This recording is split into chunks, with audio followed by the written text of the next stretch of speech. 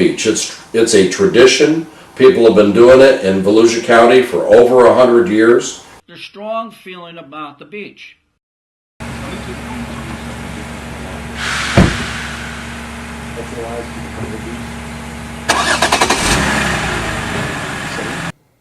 It's relatively inexpensive.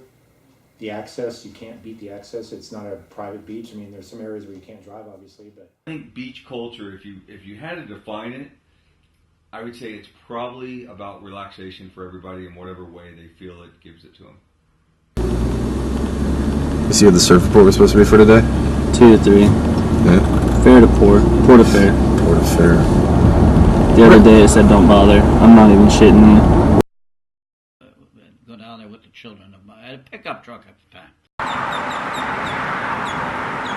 Drive on the beach 24 hours a day, 7 days a week.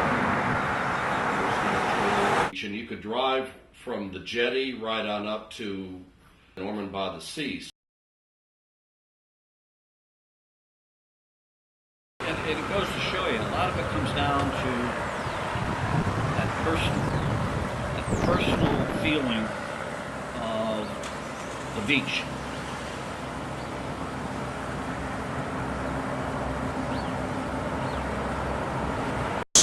People are concerned because a lot of beach driving has been taken away over the years. The wonderful thing about beach driving is it's related to access. So I hope my children, their children, future generations will be able to continue to enjoy the tradition of beach driving in Volusia County.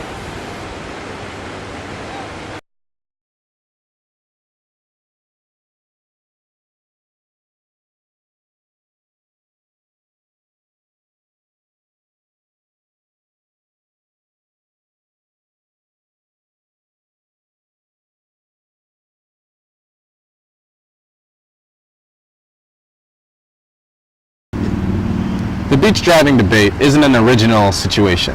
There are plenty of other examples around the nation and probably around the globe where the same type of arguments are happening. Just in America, since 1977, the debate rages on as to whether nuclear power is worth the environmental risks. Fracking for natural gases in the heartland of America at the expense of the purity of the water in the aquifer. Should the view of oceanfront be sacrificed for harvesting the wind a couple miles off the coast? Should we drill for oil in a national Arctic wildlife reserve? All of these national issues highlight two very important but distinctly different ideals in America. The first, capitalism. We're raised from a very early age to believe that any man can pull himself up by his bootstraps and start his own business, make his own product, and make something of himself. It's an American ideal. We're also taught from a very early age to value nature. There are important lessons to be learned in nature, ones that can't be taught in a classroom. Out in open space, culture is developed. It's a blank canvas for the mind to create on, and for society to create on. That's why this fight, this place, my backyard,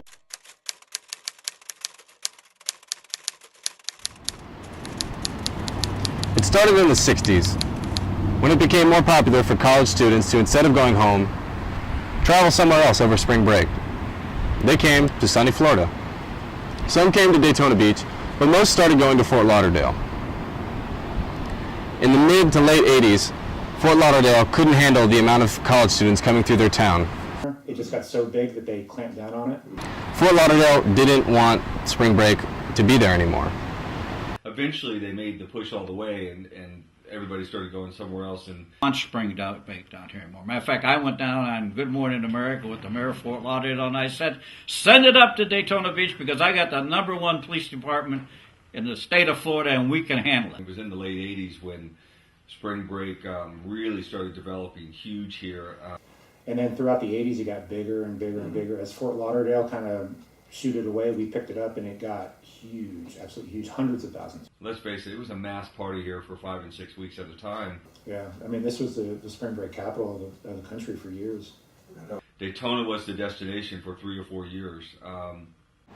Hundreds of thousands of people flocked to the beach where you could drive 24/7. There was a lot of people and a lot of cars. Well, something's got to happen.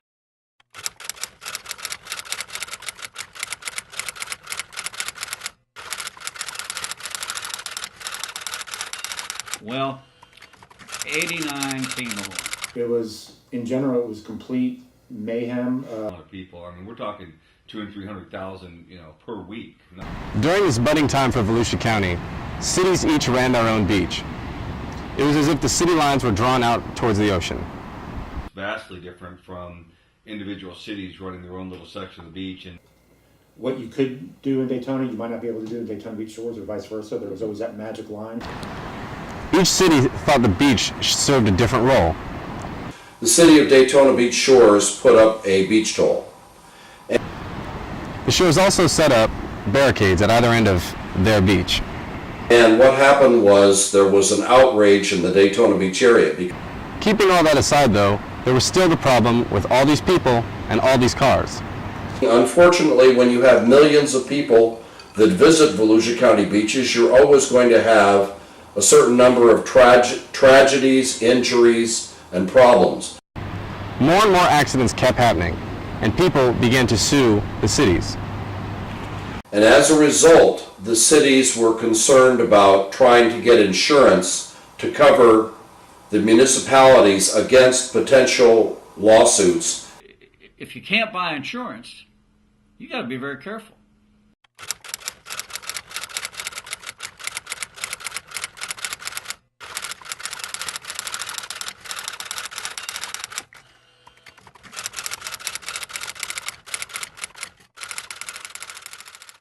And particularly with that ruling, it said in the future you could be held liable.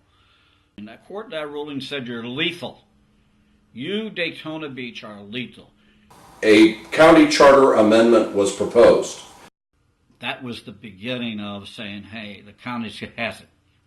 And as a result, the people voted in favor of county control of Volusia County beaches.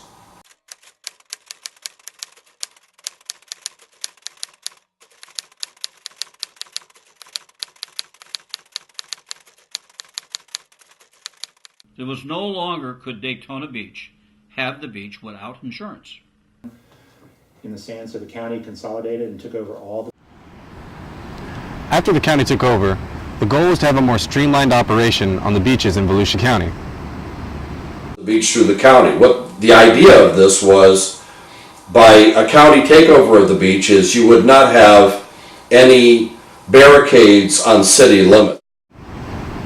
However, once the county took over, they imposed beach tolls and added no driving zones due to state law. So that's what started the tolls, is the county trying to offset those costs. And, it's basically a user fee is what it turned out to be. Supreme Court ruling was a major factor in all of this. And that happened immediately when it was still under the cities. Night driving came to an end. But having one centered beach patrol and one center for regulation didn't make any of the old problems go away. There were still a lot of people and a lot of cars, and if anything, more problems arose. More than 36 people have been struck by vehicles on Volusia County beaches in the past 5 years, some fatally. And now the county is facing 2 new lawsuits. The most recent serious accident sent 33-year-old Aaron Joint of Kansas to the hospital with head injuries.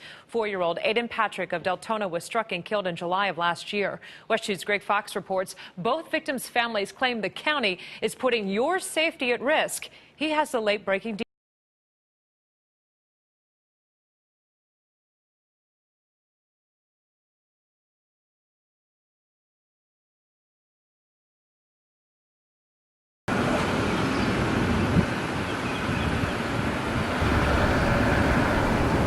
So where does that leave us? Well, this is still an area, although it may not look like it, under siege.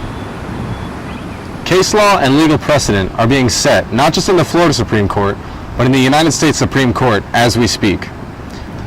The difficulty with deciding these cases is that they're in new territory.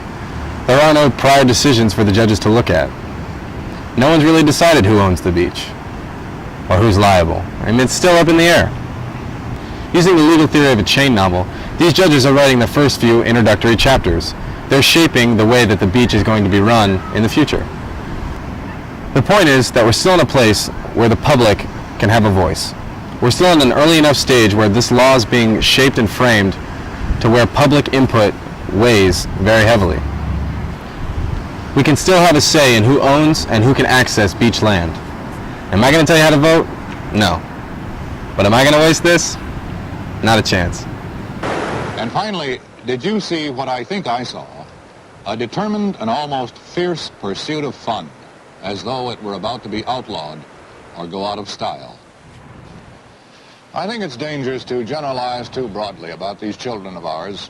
I would suspect, however, that they are neither as wicked as we fear nor as good as we might wish. I think it may also be said that this is not the happy breed we were. We may have been the last of them. Depression, wars, Cold War, and the nuclear age may have been sufficiently powerful forces to alter attitudes, if not genes. Of course, the mobility of these youngsters is incredible, and I dare say we shall have to adjust to that. With the greatest of ease, they migrate to football games in Seattle, Houston, New Haven, or New Orleans, and head south in the spring. As our scientists bombard the moon and our astronauts prepare to invade it, these youngsters have acquired an inflated sense of geography. If the world were a happier place, it would be their oyster. The reasons people are down here are escape and fear. I don't think there's one fellow here right now that's not scared. And another said, I'm scared to death.